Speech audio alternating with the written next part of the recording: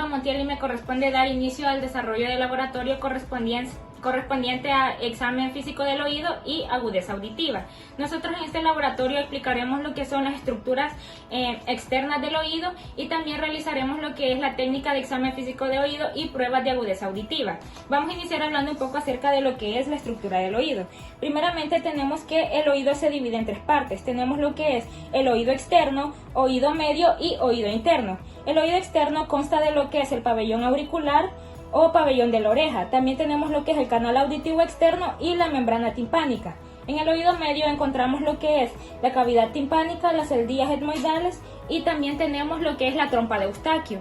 De igual forma podemos identificar lo que son los huesecillos del oído, que sería el martillo, yunque y estribo. En el caso del oído interno tenemos lo que es el laberinto membranoso y el laberinto óseo. Y aquí encontramos las diversas estructuras como es la cóclea, el vestíbulo y prácticamente en la cóclea es donde se realiza lo que es el proceso de la audición y el vestíbulo sirve para mantener el equilibrio y para orientarnos en lo que es el espacio. Y aquí podemos observar lo que son los conductos, los cuales prácticamente aquí se puede observar cómo va el flujo del aire y esto es lo que se verifica en el caso de la prueba de agudeza auditiva, que todo esté bien.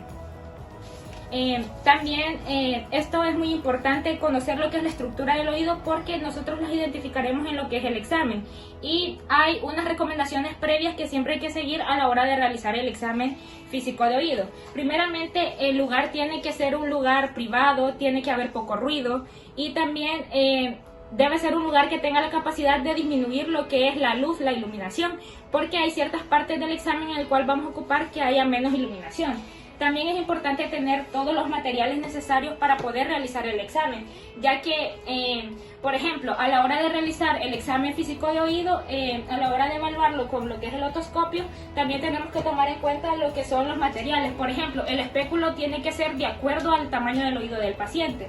Entonces, para poder evitar complicaciones tenemos que tener todos los materiales de antemano y siempre hay que realizar la asepsia correspondiente, tanto de los materiales a la hora de utilizarlos como de nuestras manos, antes de iniciar el procedimiento y después. De igual forma se le tiene que explicar al paciente en qué consiste el procedimiento, cómo se va a realizar, pedírsele la colaboración, por ejemplo, que se quite anteojos, que se quite aritos y de igual forma nosotros al momento de realizar la asepsia tenemos que tener nuestras manos libres y limpias, no andar pulseras, quitarnos anillos y verificar que todo esté en orden.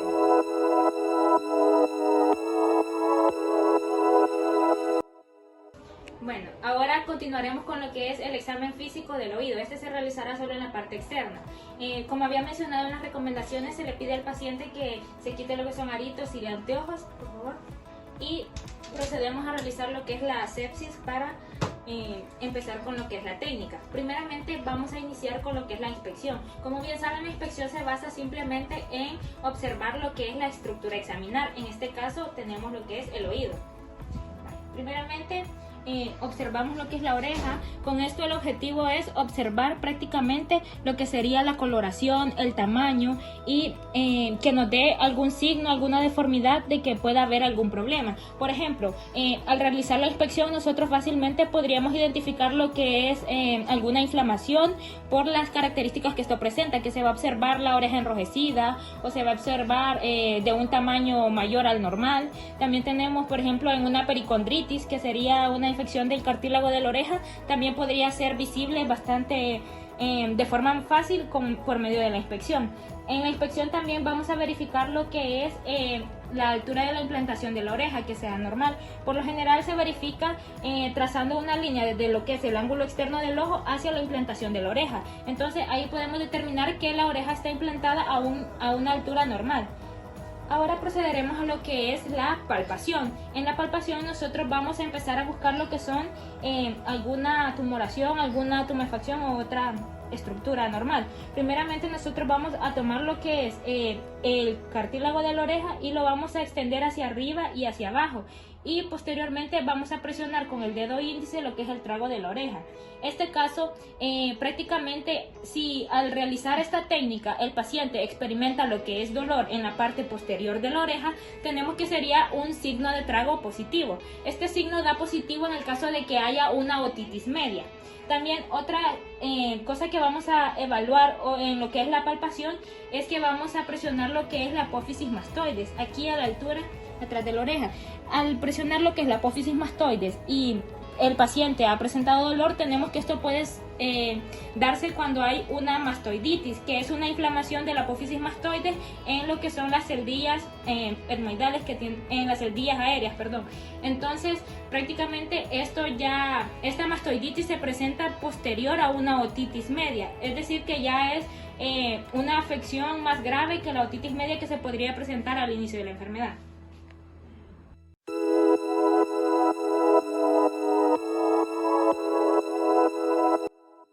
Buen día, doctora. Mi nombre es Darlene Andrea Gutiérrez Velázquez y a mí me corresponde la inspección del conducto auditivo externo. Esta se puede hacer de manera directa, pero es más conveniente la instrumental. La técnica para la inspección instrumental es la siguiente. Primero, inclinamos ligeramente la cabeza al lado contrario del explorador. Luego, tiramos suavemente el pabellón de la oreja, lo tiramos hacia atrás, hacia arriba y un poco hacia afuera. Esto para enderezar el conducto auditivo externo. Luego observamos a través del espéculo para introducirlo correctamente y observar mejor. Tenemos que observar la piel, los vellos, si hay presencia de inflamación o exudado. Hay que buscar si hay algún cuerpo extraño u osteomas.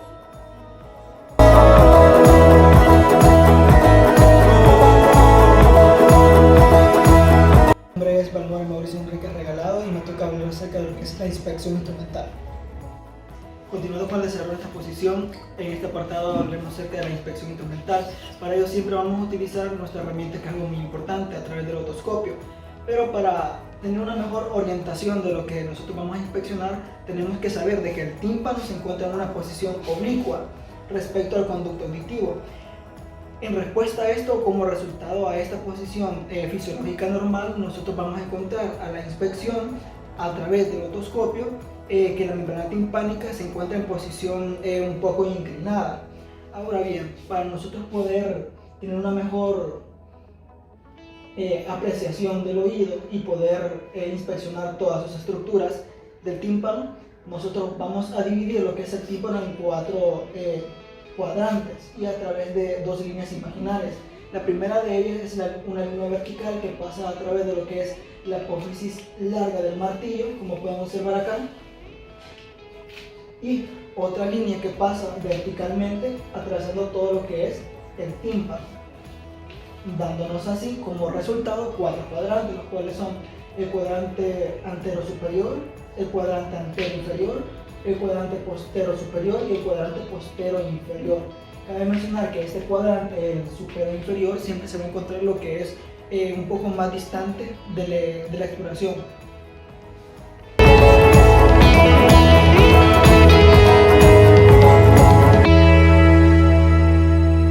Bueno, mi nombre es Wendy Elizabeth Hernández Herrera y en esta ocasión les voy a explicar un poco acerca de las diferentes estructuras que van a abarcar lo que es la membrana timpánica.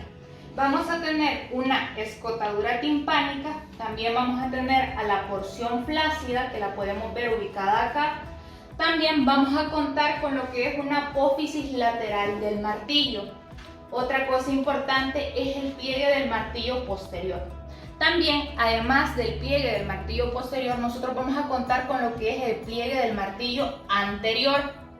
También nosotros vamos a contar con una porción tensa.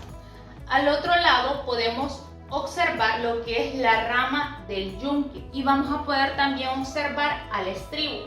También podemos observar en esta área de acá a lo que es el ombligo. Y también vamos a tener en esta área de acá a lo que es el manubrio del martillo y el reflejo de la luz. También contamos con lo que es el cono de luz. Otro factor importante en la membrana timpánica es que nosotros la vamos a dividir en 4 cuadrantes, los cuales podemos ver acá. Vamos a tener cuadrantes anteriores y superiores y vamos a tener posteriores e inferiores. Eso sería todo por mi participación.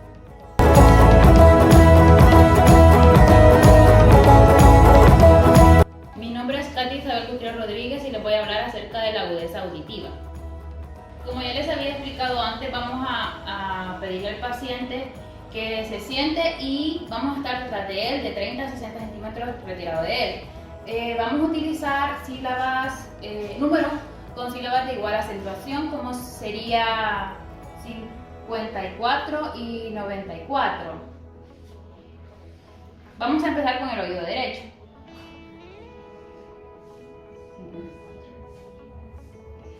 54. 94. Como podemos observar, el paciente, la prueba es negativa porque él sí pudo escuchar lo que yo le estaba explicando, lo que le estaba preguntando. Ahora vamos a realizarlo con el oído izquierdo. 94. 54. Podemos ver que el paciente sí escucha bien en sus ambos oídos. Como pudimos observar en esta prueba, el paciente no tiene pérdida de la audición, pero si en un caso encontramos un paciente que sí tenga pérdida de la audición, vamos a establecer la diferencia entre la sordera neurológica y la sordera por conducción. Que la diferencia de esta es que la sordera neurológica es cuando está el nervio dañado, el nervio que va del oído al cerebro, y la sordera de conducción es cuando hay algún taponamiento de cerumen en el conducto auditivo o en el oído medio. También cuando hay una perforación del tímpano, cuando existe también otitis media o existe también presencia de líquido en el oído medio. Esta sería la diferencia, y para ver las diferencias vamos a realizar las siguientes pruebas de lateralización, que sería la prueba de Weber, Riner y de Schauwabats.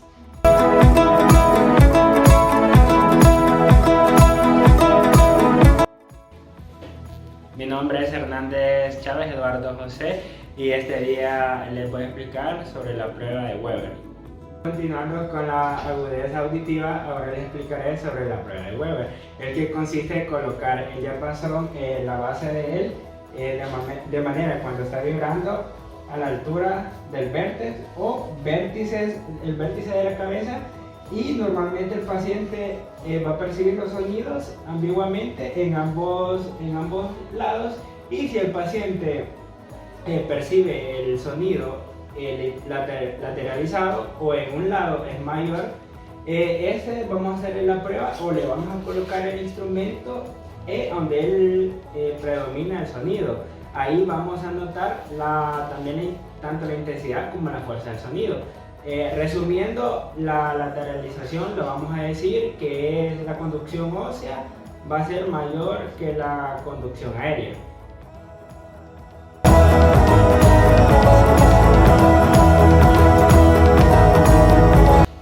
Buenos días, doctora. Mi nombre es Laura Daniela Guevara Funes y hablaré sobre la prueba de Rayleigh.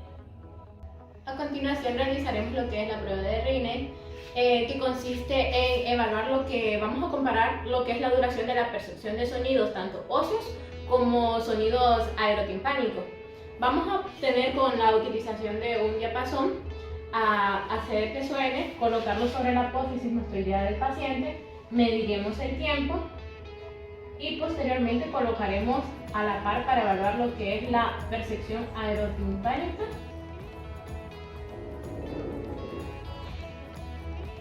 Resumiendo, cuando realizamos la prueba de Rayleigh, si obtenemos resultados que son positivos, vamos a tener que la conducción aérea es mayor que la conducción ósea. Y si tenemos un resultado negativo, entonces obtendremos que la conducción ósea es mayor que la aérea.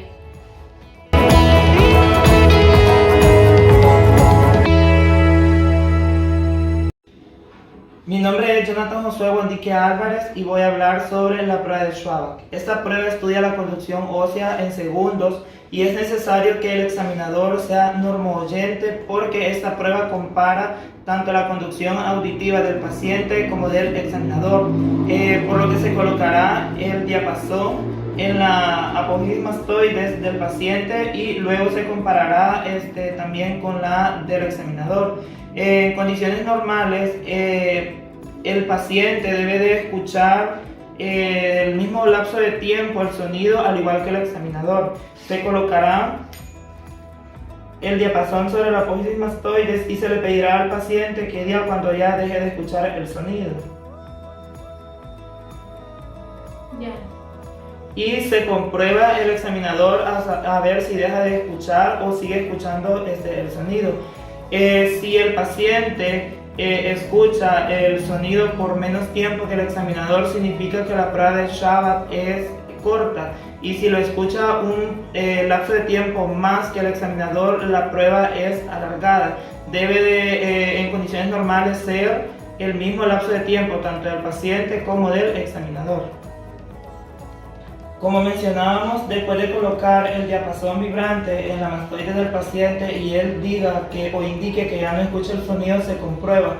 Lo normal que el paciente debe de escuchar deben ser 18 segundos. Y como mencionábamos, si es corto va a ser menos de 18 segundos, y si es alargado van a ser más de 18 segundos en el lapso de tiempo.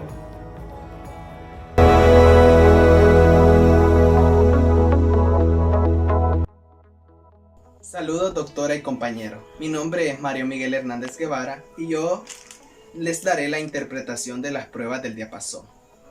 Como sabemos anteriormente, mis compañeros han descrito cada prueba: la prueba de Weber, la prueba de Rine y la prueba de Schwatka.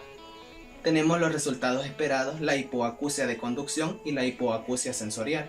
En la prueba de Weber, en los resultados esperados, se presenta una ausencia de laterización. En la hipoacusia de conducción, su lateralización es hacia el oído hipoacúsico. Y en la hipoacusia sensorial, la lateralización es hacia el oído menos afectado.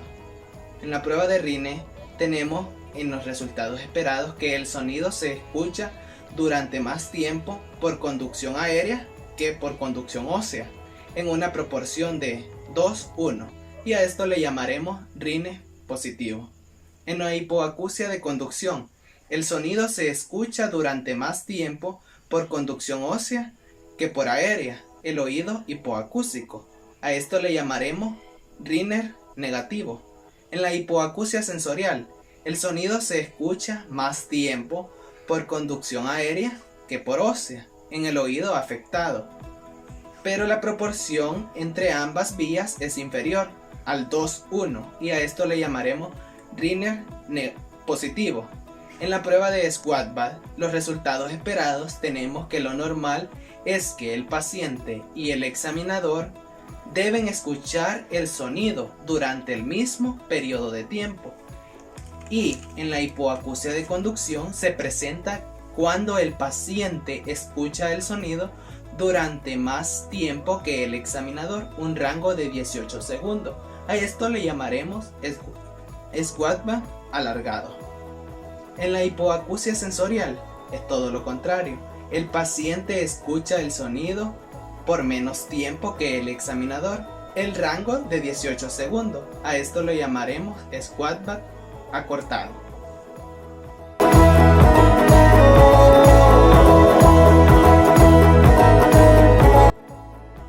Saludos doctora y compañeros, mi nombre es Juan Antonio Hernández Guevara y daré el resumen de la exploración física del oído. Como mis compañeros anteriormente han descrito todas las maniobras y pasos, el primero que tenemos que hacer es sentar al paciente. Estas pruebas así se deben de realizar. Primero vamos a hacer la inspección. En la inspección del pabellón auricular y de la región mastoidea, donde tenemos que determinar su forma, su color, su tamaño, su aspecto, si hay malformaciones o lesiones y su temperatura. Luego pasamos a una palpación del pabellón auricular, donde se tiene que determinar si hay dolor, inflamación, nódulos o tofo. Luego ya pasamos a una inspección del conducto auditivo externo. Esta prueba se realiza por medio del otoscopio, donde tenemos que ver los aspectos de vello, cerumen, lesiones, derrame o cuerpos extraños. Y luego pasamos a una inspección de la membrana timpánica para determinar los siguientes aspectos: su color, movilidad, su contorno, si hay perforaciones o aspectos anatómicos. Luego de eso pasamos a evaluar la condición auditiva mediante las respuestas que se dieron en la historia clínica, si fueron respuestas susurradas o cuchicheo o con tic-tac como el reloj. También la respuesta al diapasón en condición ósea o aérea por la prueba de Renier y Weber. Gracias.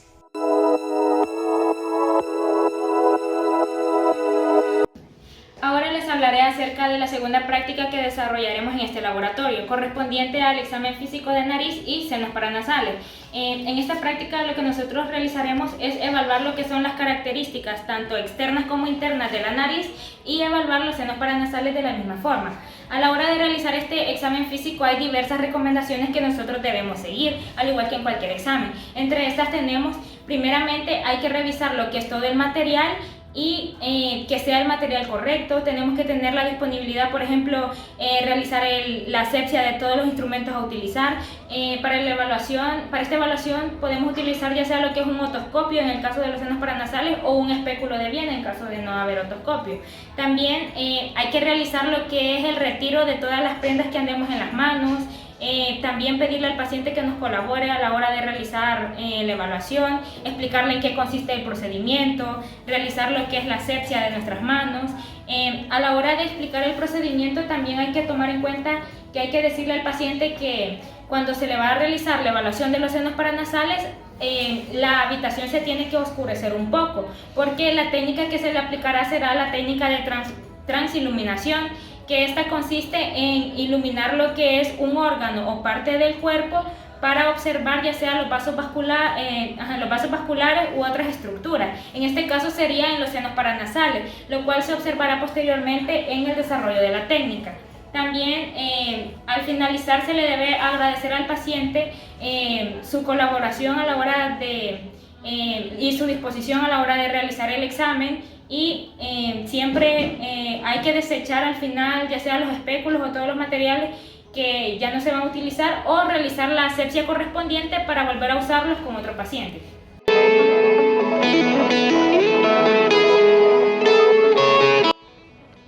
Ahora pasaremos a la inspección de la nariz externa. Primero tenemos que pedirle al paciente de que si tiene lentes que se los retire.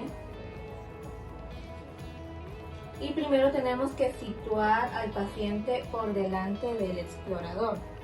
Primero observamos si hay cualquier cambio en el color, tamaño, simetría.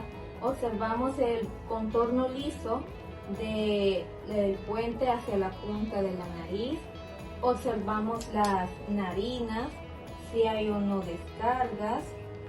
Y luego observamos los lados de la nariz. Luego observamos las fosas nasales, si hay algún tipo de secreción y si hay estrechamientos o ensanchamientos. Luego observamos si hay secreción, si esta es mucoide, purulenta, y si hay algún cambio en el volumen, en el color, y si es bilateral o unilateral.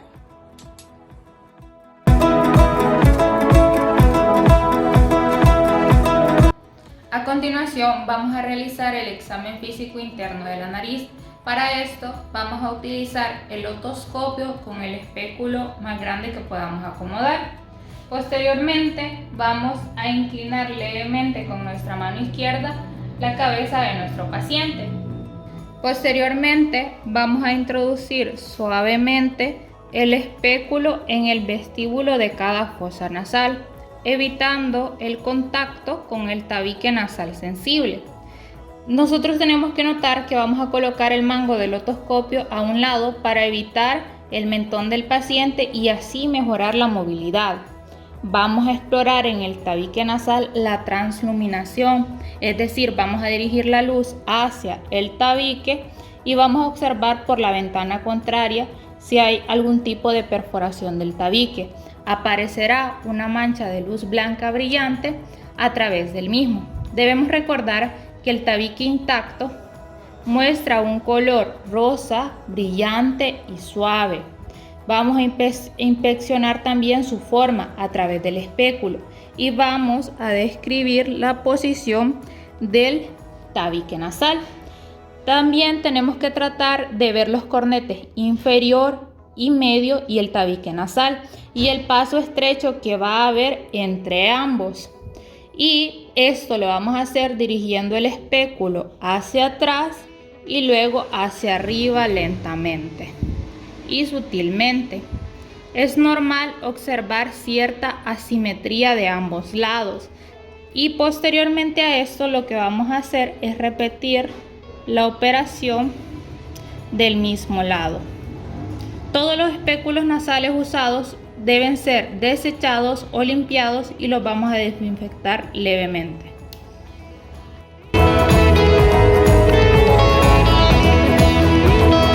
Continuaremos con el método alternativo para el examen físico de la nariz. Para esto la práctica nos pide un espéculo de Viena, pero continuaremos usando el otoscopio por motivos de que no lo podemos encontrar.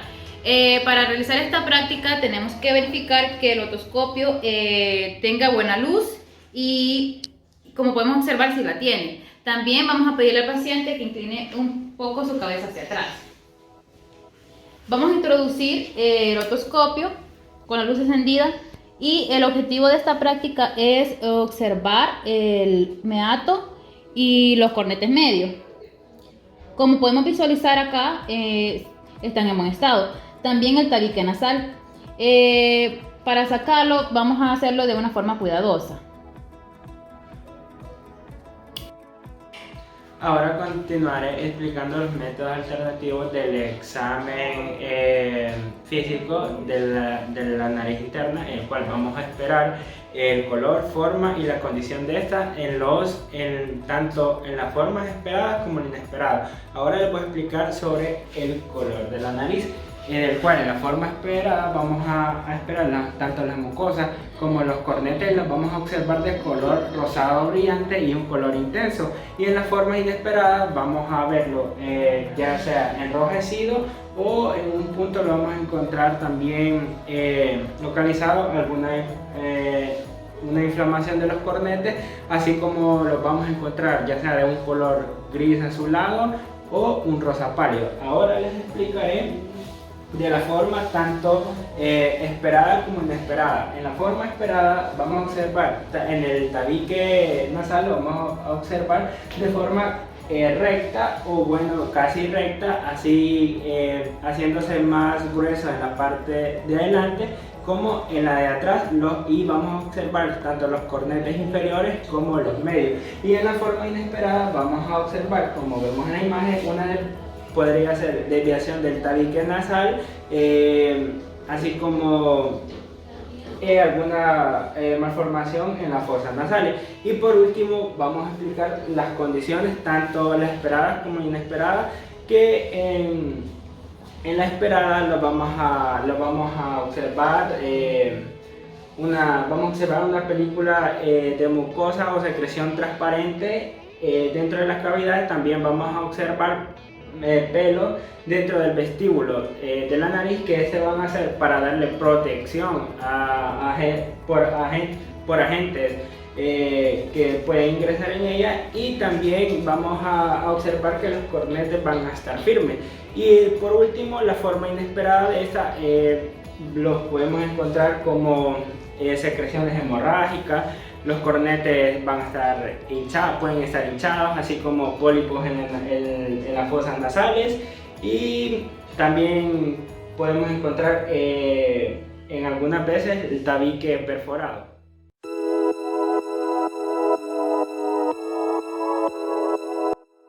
Procederemos a realizar lo que es la técnica de examen de función olfatoria. Para eso tenemos al paciente, le colocamos lo que es un dedo en el lateral de la fosa nasal.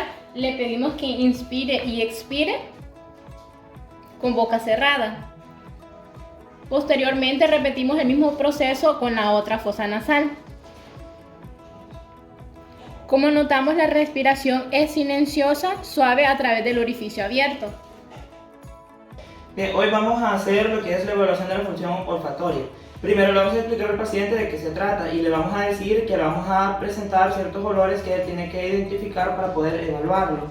Luego utilizamos algunos aromas familiares, como pueden ser de alimentos, chocolate, algunos dulces o esencias que se utilizan en la cocina, o también pueden ser no irritativos como el alcohol y así otros que pueden percibir a una distancia considerada. Luego le vamos a pedir al paciente que cierre los ojos. Y cierra los ojos, por favor. Y vamos a obstruir unos lados de su nariz, pero vamos a exponer uno de sus, mientras él está con los ojos cerrados, vamos a exponer a una de las aromas, obstruyendo uno de sus lados.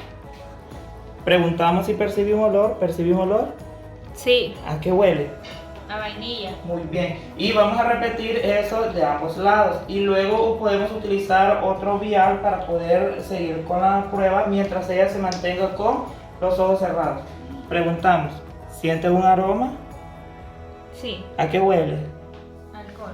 Muy bien. Y así se va a poder percibir lo que es la función olfatoria. Los resultados esperados son que él puede identificar los aromas que se le presentaron durante la evaluación, y si ella no identifica uno o dos de los aromas presentados, es que la evaluación significa que tiene problemas en el área olfatoria.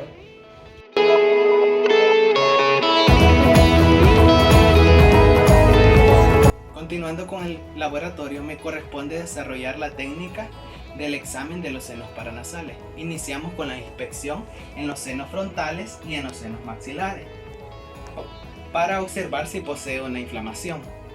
Después pasamos a la palpación para palpar con los dedos pulgares en los senos frontales. Debemos aplicarlo cerca del arco .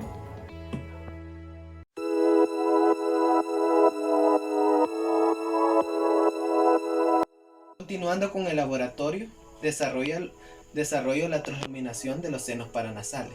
La transluminación de los senos maxilares y frontales se debe llevar a cabo en caso de sensibilidad al dolor o una sospecha de una infección. Tenemos que realizar los siguientes pasos. Número 1 es poseer un transluminador de seno o una linterna, en este caso, pequeña. Para hacer la transluminación de los senos maxilares, tenemos que primero apagar la luz del sitio. Luego tenemos que colocar la linterna al lado lateral de la nariz, por debajo de la cara media del ojo, y decirle al paciente que abra la boca y iluminar para ver el paladar duro del paciente, como se observa aquí. Luego, para hacer la transluminación de los senos frontales, debemos colocar la linterna en el arco supraorbitario y colocar la mano encima del paciente.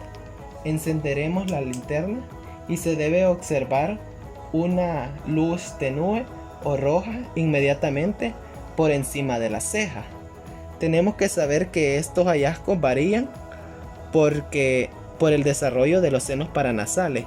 Puede tener una transluminación opaca, o es decir, que no haya transluminación, o puede haber una transluminación tenue, que es una transluminación reducida o una transluminación esperada. Gracias.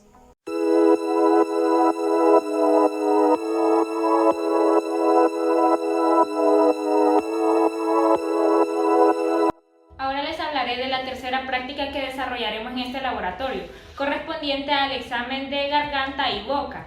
En este caso, vamos a inspeccionar y visualizar lo que son las estructuras de la cavidad oral, asimismo de la faringe. Para realizar lo que es este examen físico, vamos a seguir ciertas precauciones o pasos para que el examen resulte de la mejor manera. Primeramente, tenemos que tener todos los materiales a utilizar a la mano, tenemos que explicarle al paciente en qué consiste el examen que le vamos a realizar, También debemos realizar siempre lo que es el lavado antiséptico de las manos.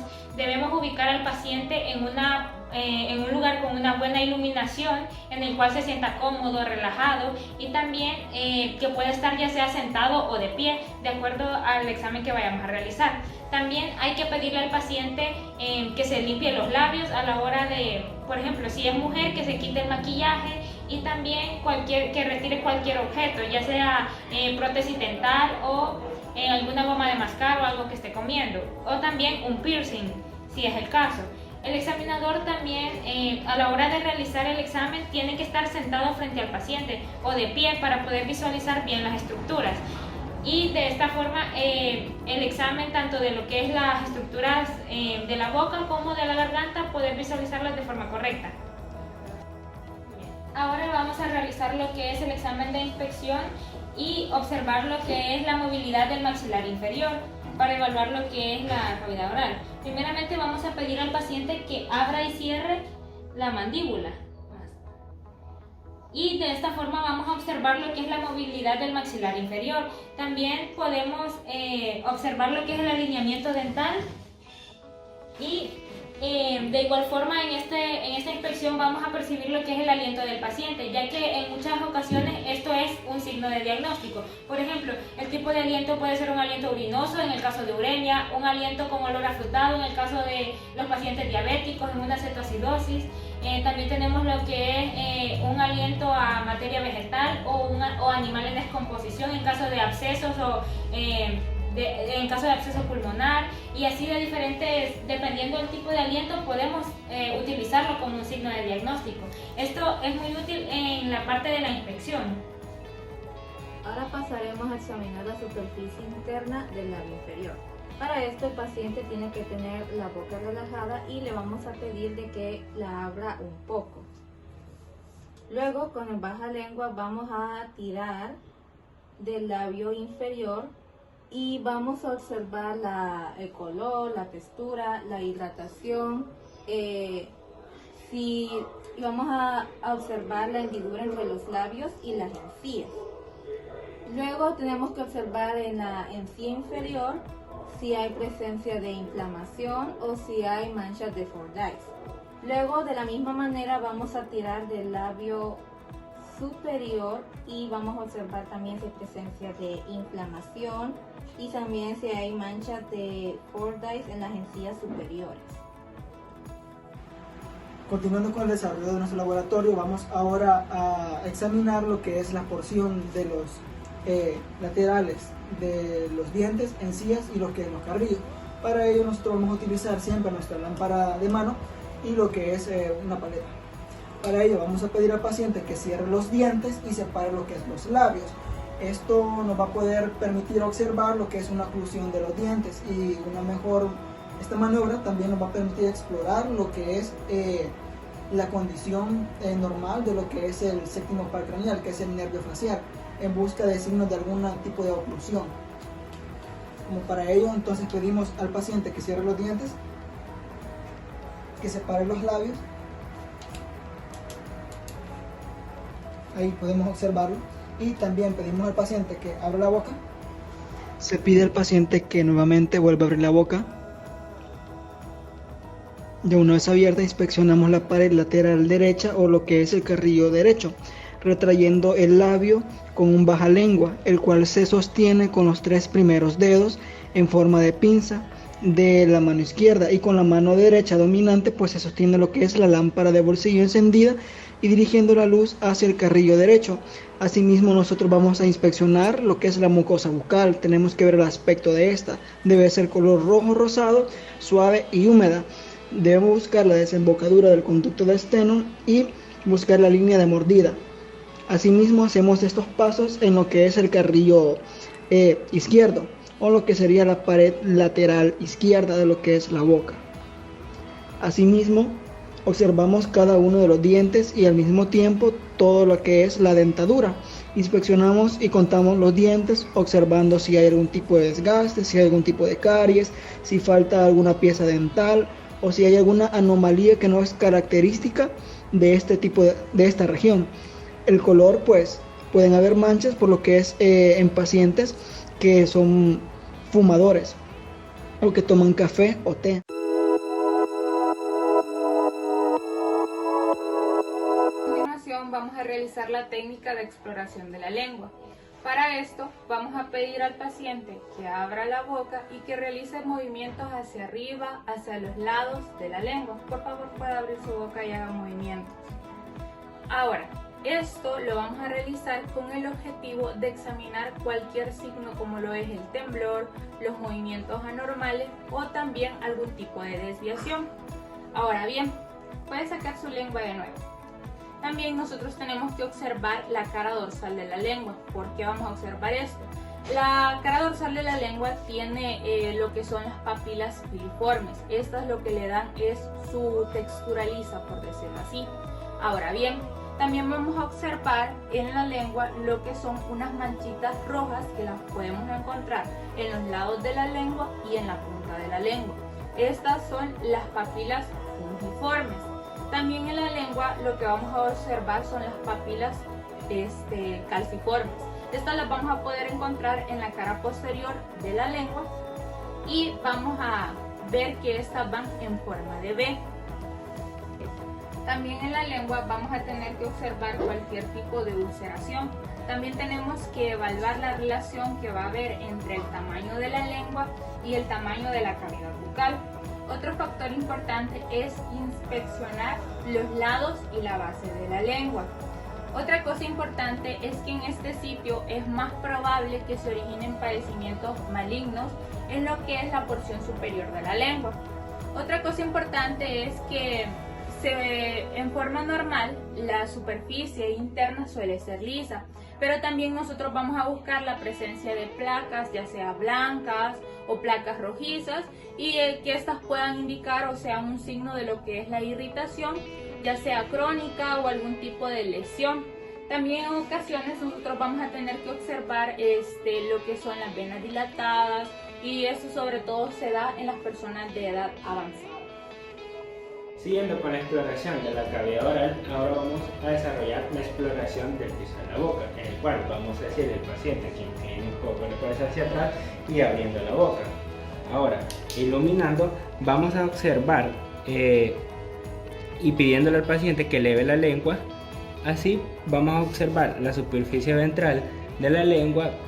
También así vamos a observar grandes venas que están al costado del frenillo lingual y vamos a observar las franjas de mucosa que se encuentran en ella. También vamos a observar los conductos submaxilares, que estos también son conocidos como conductos de Wharton. También vamos a observar el pliegue sobre la glándula sublingual, que estos se ven como un puente en forma de V, que estos van a estar dirigidos hacia la punta de la lengua. Continuando con la exploración de la cavidad oral, ahora vamos a desarrollar la exploración del paladar, en el cual vamos a decir al paciente que incline la cabeza un poco hacia atrás y vamos a inspeccionar el paladar y la úvula. Sacando la lengua se puede observar la estructura. Ahora también vamos a observar que el paladar duro es de tonalidad blanquecina y presenta una forma abombada con arrugas transversales, continuándose con el paladar blando, que en condiciones normales esta la vamos a observar de color rosa. Ahora vamos a observar la úvula, que anteriormente ya la habíamos observado, y esta está en una longitud y en la longitud y el grosor va a ser variable dependiendo de la persona.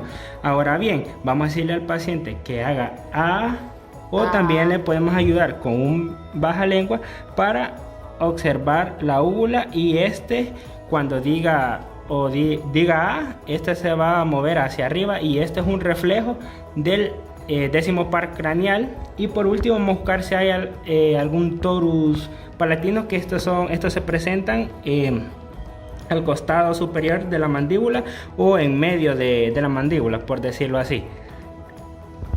Continuaremos con lo que es la exploración de la orofaringe. Con nuestro paciente le pediremos que incline un poco la cabeza hacia atrás.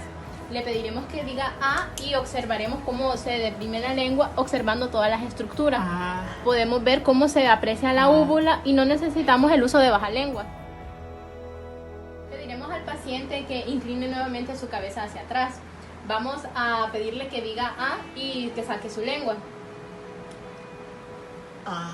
Posteriormente colocaremos lo que es nuestra paleta como un palillo chino con nuestra mano dominante, y con ayuda de nuestra lámpara observaremos las estructuras de la orofaringe. Dirija el bajalengua hacia el tercio medio de la lengua, haciendo poca presión. Si colocamos el bajalengua demasiado adelante, la lengua se desplazará hacia arriba y no se verá la faringe. Y si se coloca demasiado atrás, el paciente tendrá náuseas. Ahora bien, continuaremos con el examen de los pilares palatinos anteriores. También verificaremos lo que son las amígdalas, su tamaño, su forma, su coloración. Estas normalmente pueden presentar ciertas cosas como lo son exudado o laceraciones, criptas. También veremos lo que son los pilares posteriores del velo del paladar. Y también examinaremos lo que es la pared posterior de la orofaringe. Tenemos que observar que la mucosa tiene que estar lisa, suave, rosada y brillante, con algunos puntos pequeños e irregulares de tejido linfático, y también lo que son algunos pequeños vasos sanguíneos. Después tenemos que preparar al paciente para una respuesta nauseosa. Entonces nosotros haremos un toque de la pared posterior de la faringe a cada lado. Esto va a desencadenar que ocurra el reflejo nauseoso, que constituye una prueba de los nervios glosofaringeo y vago. Y ya de último desecharemos lo que es el bajalengua en un depósito rojo. Toda área sospechosa en la cavidad oral debe de ser palpable, al igual que la base de la lengua, ya que es un área donde no es visible a la hora de hacer el examen físico. Vamos a hacer el apartado de palpación y vamos a palpar la articulación temporomandibular. Primero vamos a frotarnos las manos para ponerlas a temperatura ambiente. Luego vamos a colocar los dedos índices sobre adelante del trago de las orejas, y vamos a ponerlas de manera simultánea sobre la articulación, el espacio articular, de manera sutil, y vamos a pedir al paciente que abra y cierre su boca unas 3 o 4 veces.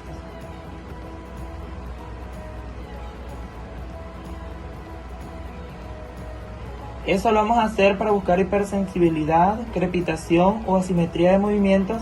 Estos casos suelen suceder presentando un dolor que se refiere a lo que es el oído. Continuando con el laboratorio, me corresponde la técnica de palpación en la lengua. Esta técnica se utiliza más que todo en pacientes varones mayores de 50 años con antecedentes de alcoholismo y tabaquismo, o en pacientes que el examinador considere necesario. Primero debemos de realizar el calzado de guantes correspondiente, luego pedirle al paciente que saque su lengua, con la mano dominante aplicar una gasa de aproximadamente 10 centímetros y extraer con la punta de la lengua el borde posterior. Luego girar la lengua a los lados derecho e izquierdo. Luego aplicamos con la mano dominante la palpación, una palpación suave circular con los dedos pulgar e índice, desde el borde posterior hasta la punta de la lengua. Si el examinador considera necesario, se aplica la palpación en la cavidad vocal o en otra parte de la boca que corresponda. Luego se retira todo material utilizado y se deposita en su determinado lugar. Finalizando con el laboratorio, daré las precauciones a tomar en cuenta en el examen de boca y garganta. Número 1. Se le agradece al paciente su colaboración. Muchas gracias. Luego de eso se realiza el lavado de mano antiséptico, en este caso alcohol, utilizando lo necesario. Luego de todo eso se le explica al paciente los resultados y también se le pregunta si tiene alguna duda. Luego de pasar todo eso, pasamos los datos al cuadro clínico del paciente. Y por último le daremos la explicación del examen físico que todavía continúa. Gracias.